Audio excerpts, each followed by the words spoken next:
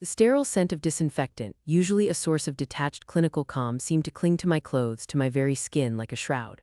I was 43, my name was Rhiannon Lowe, and I sat in a dimly lit office in Chapel Hill, North Carolina, a space intentionally designed to be unremarkable, almost forgettable.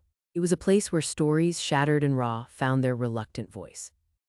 My professional life, if you could call it that, revolved around these broken narratives, around the victims that the traditional legal system, the one I had once believed in so fiercely, had failed. I was a disillusioned strategist, pragmatic and guarded, having learned the bitter lesson that sometimes justice needs a different kind of architect.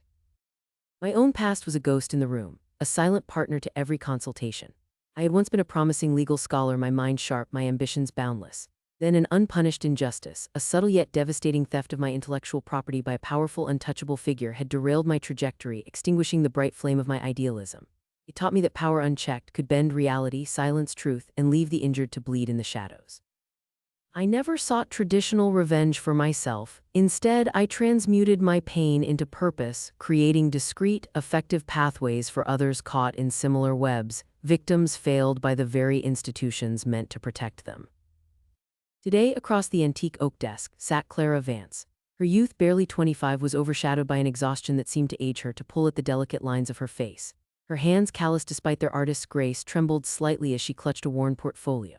Clara was an artist, a sculptor, and her eyes, once vibrant with creative fire, now held a deep, lingering despair that resonated with a familiar ache inside me.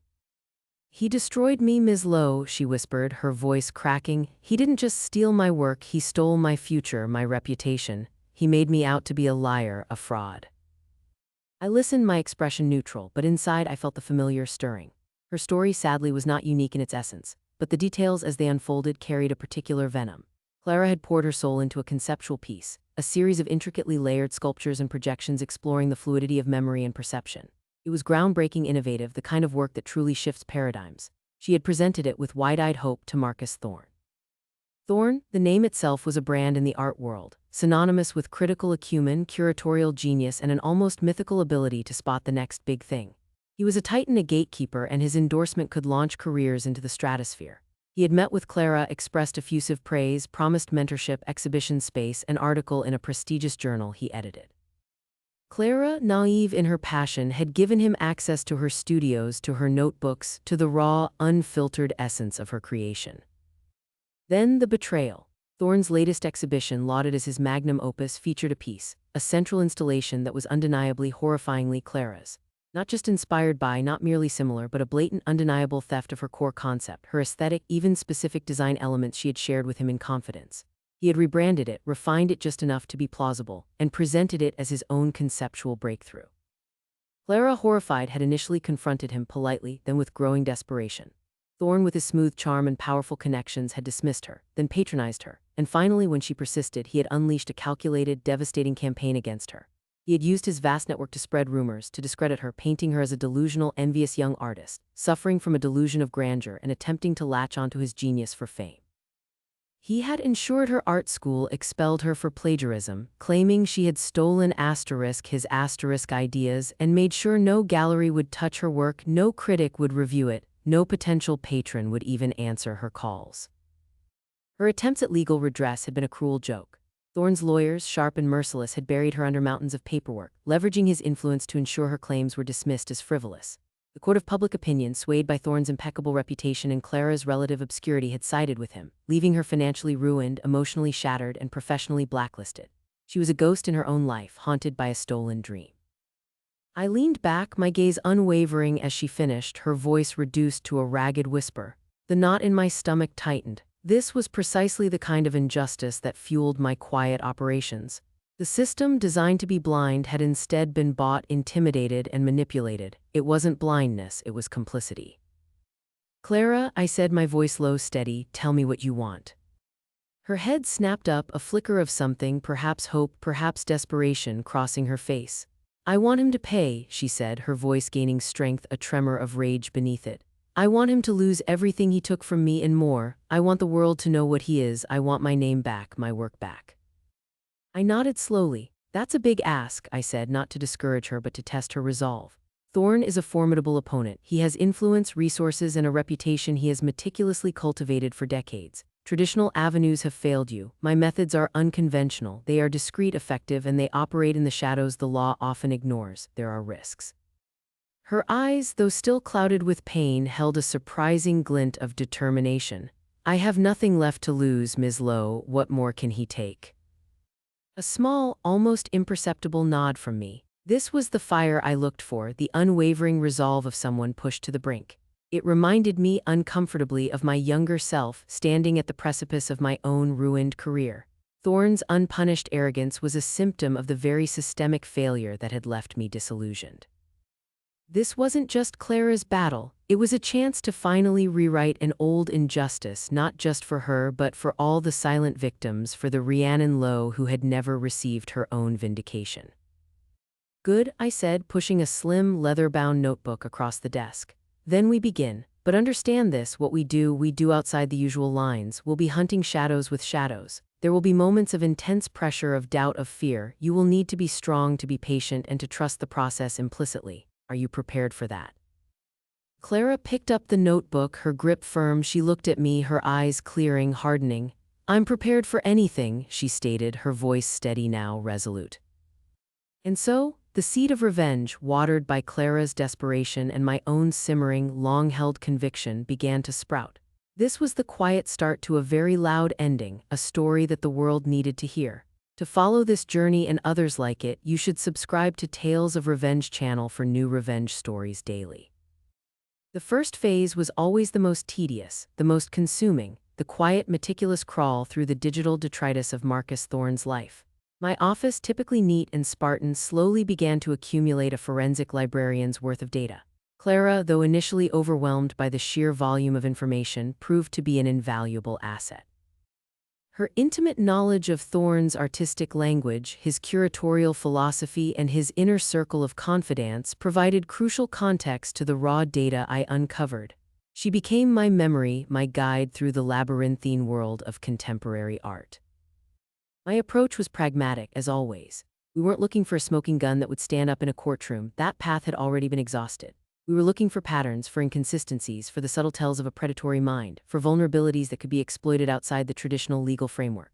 We dove into Thorne's academic publications, his art reviews, his personal social media accounts, and the public records of his financial holdings. We analyzed his past exhibitions, his collaborations, even the guest lists of his exclusive parties. The more we dug, the clearer the picture became. Thorne was a master manipulator, a chameleon. He had a history of surrounding himself with young, impressionable artists, particularly those pushing conceptual boundaries. He would praise them, offer them guidance, subtly extract their ideas, and then, without conscience, repurpose them as his own, leaving the original creators discarded and discredited. Clara wasn't his first victim. She was merely the latest, and perhaps the most vocal. We found others, spectral figures lingering in the footnotes of obscure art journals, or mentioned in hushed tones in online forums dedicated to art fraud. A young sculptor from Berlin, whose intricate fractal patterns Thorne had reinterpreted into a highly successful series of digital art installations. A performance artist from Japan, whose concept of ephemeral urban decay had been co-opted for a public art project curated by Thorne. Each story, once isolated, now woven into a tapestry of calculated exploitation. The problem was, these victims were too scared, too broken, or too financially devastated to ever come forward. Thorne had systematically crushed their spirits, their careers, their will to fight.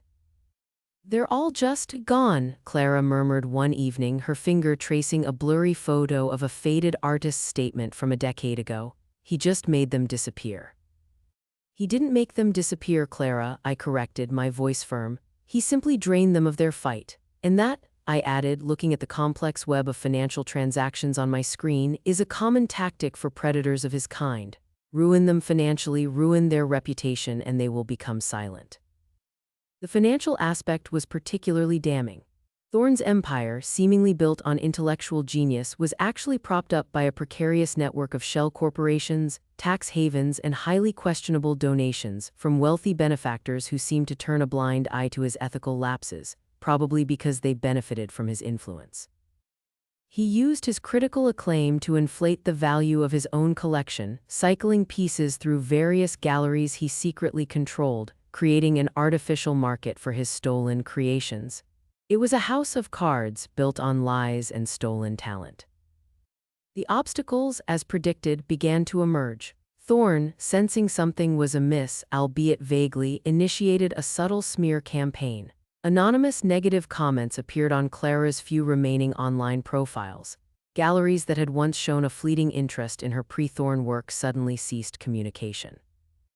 Even a distant family friend who had offered Clara a place to stay received a strangely intimidating, albeit polite, phone call from a concerned party regarding Clara's mental stability.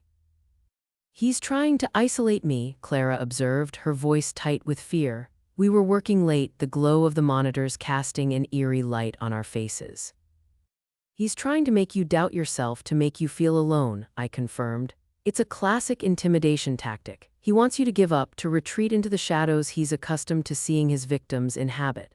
My own past echoed in the room. The feeling of being gaslit, of questioning your own sanity, was a deeply unsettling one. There were moments of despair, sharp, brutal cuts into Clara's fragile hope. One particularly devastating blow came when a promising grant application, which would have allowed her to exhibit her original, uncompromised work under a pseudonym, was inexplicably rejected. The feedback, strangely specific, mirrored Thorne's earlier accusations of unoriginality and conceptual muddle. It was clear he had reached into the review committee. Clara nearly broke. She huddled in her chair, tears streaming silently down her face, murmuring about giving up, about just moving away and trying to forget. I watched her, my own internal landscape mirroring hers, but with a hardened edge. My pragmatism was transforming slowly into a quiet fury.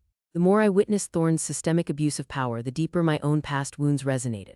This wasn't just about Clara, it was about the insidious nature of unpunished injustice, the way it corroded not just individuals, but the very fabric of meritocracy and truth. My legal background, which I had suppressed for so long, reasserted itself.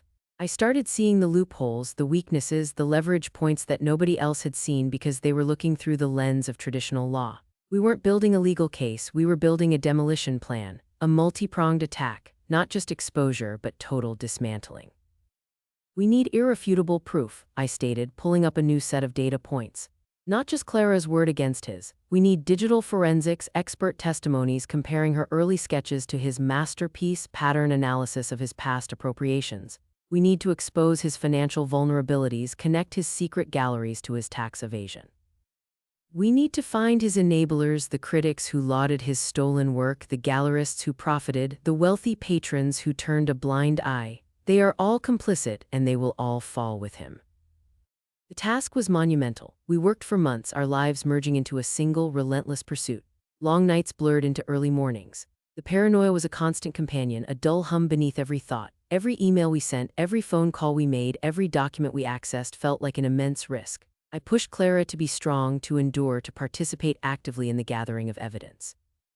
She became adept at navigating obscure art archives, at cross-referencing obscure art historical texts, at even performing some basic digital sleuthing under my guidance. She became more than a victim, she became an accomplice, a partner in her own vindication. "This is not a sprint, Clara," I reminded her one particularly grueling evening, tracing the complex network of Thorne's financial holdings on a whiteboard. "This is a marathon, and we are training for the Olympics." She managed a weak smile, her eyes bloodshot but a new resolve hardening her jawline.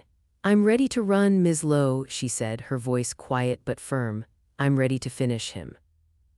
The plan, meticulously crafted, began to take shape. It wasn't about a single public confrontation which Thorne could easily deflect.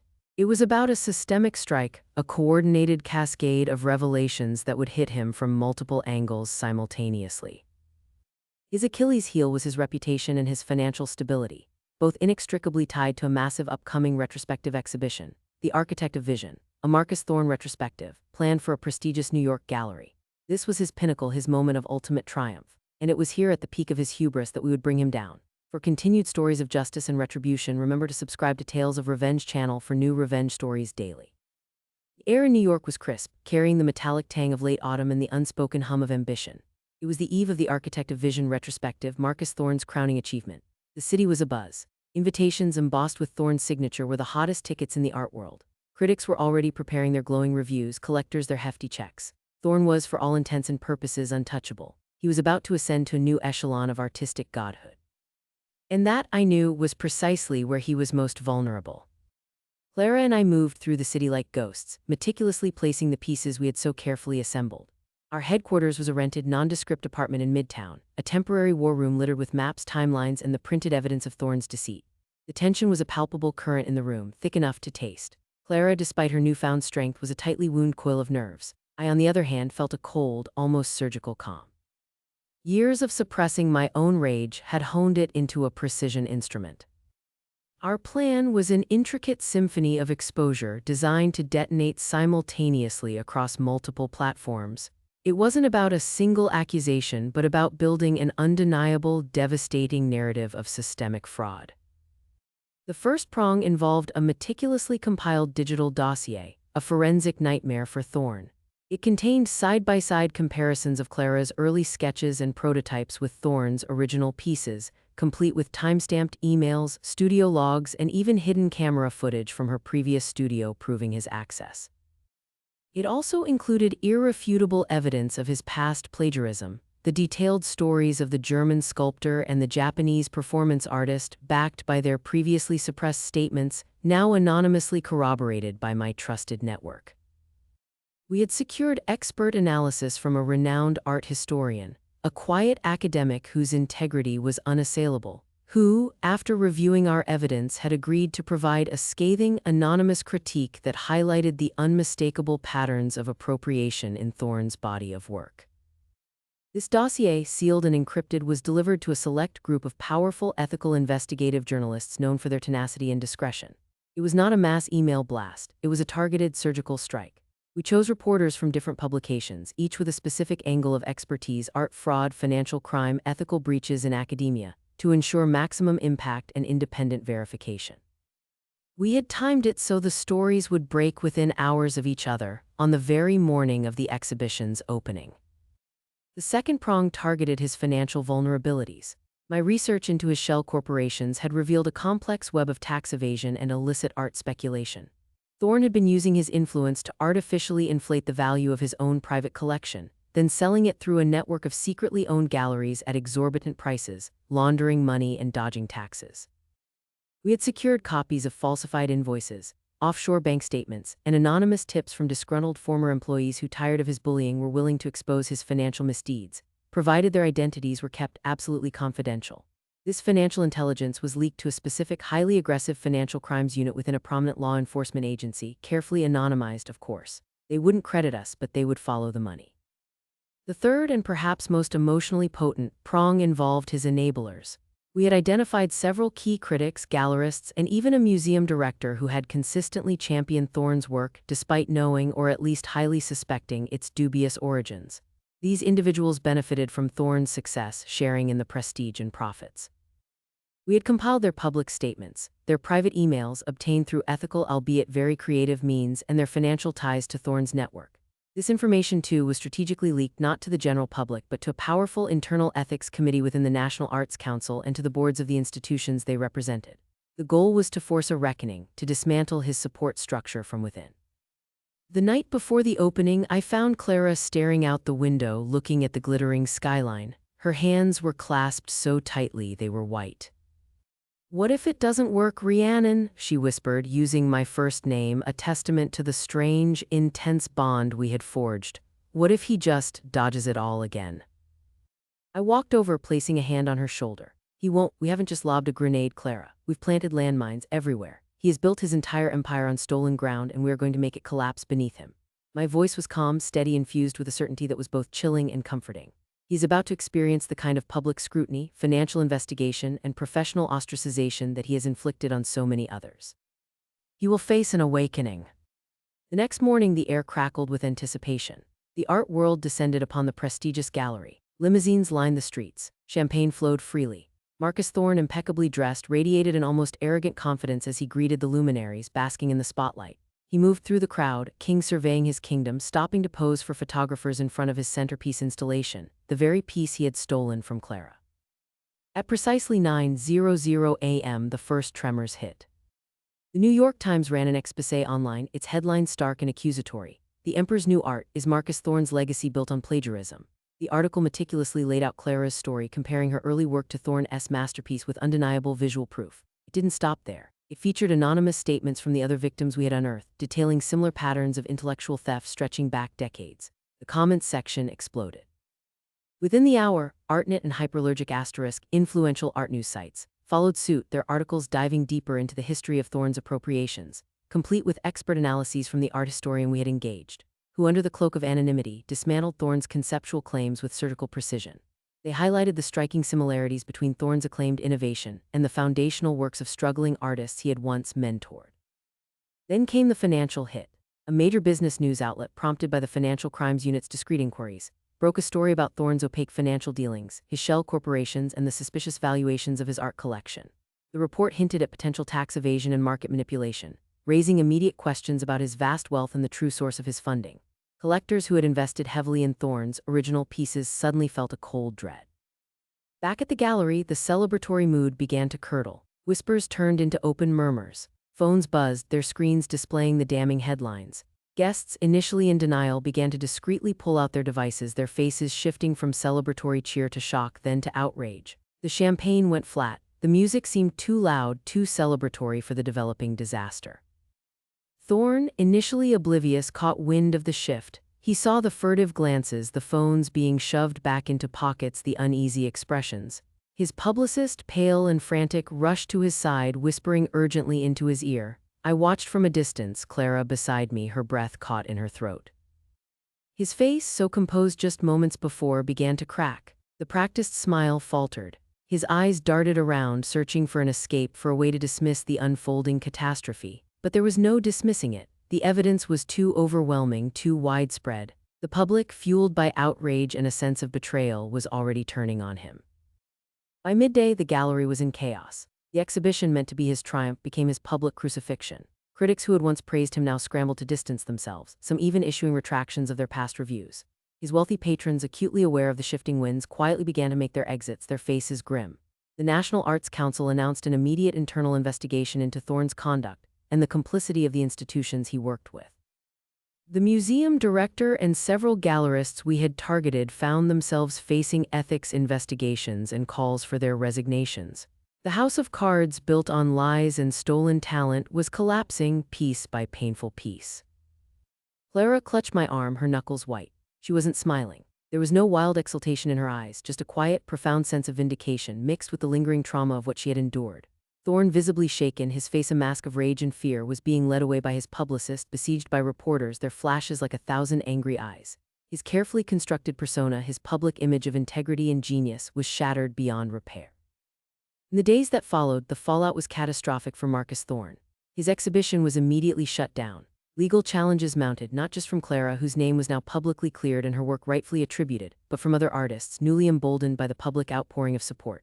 His financial assets were frozen as investigations into his tax evasion and fraudulent dealings intensified. His academic appointments were revoked. His name, once synonymous with critical acumen, became a byword for fraud and exploitation. He was ruined not just financially and professionally, but culturally, socially. His empire, built on stolen dreams, had crumbled into dust.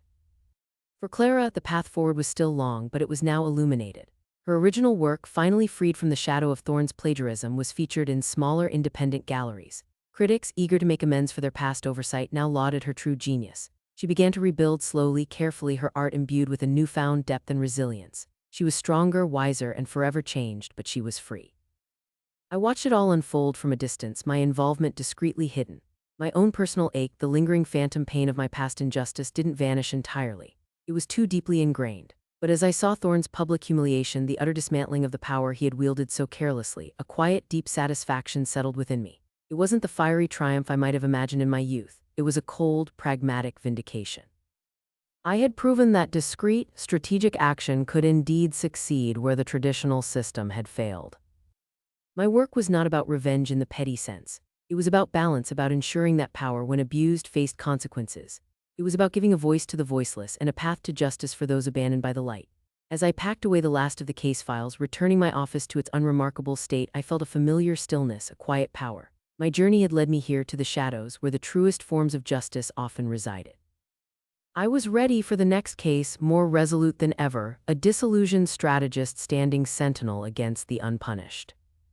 Subscribe to Tales of Revenge channel for new revenge stories daily.